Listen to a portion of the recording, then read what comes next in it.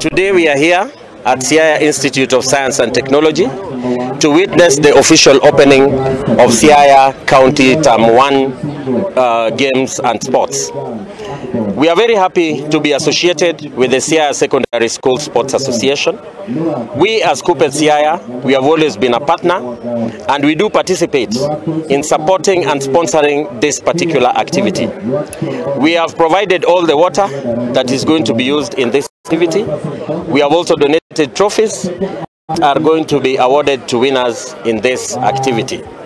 I wish to, on behalf of the teachers and the entire sporting fraternity of Siaya, express our disappointment that we are starting a championship without a single semblance of funding to run the activity.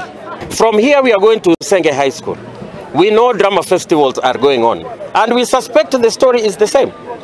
We do not necessarily want to stop the activities, but the activities are going to stop automatically if that funding is not allowed, is not availed.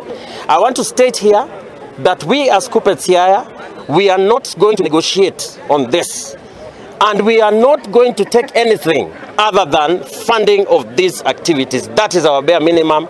That is our position as KUPPET Siaya. KUPPET power.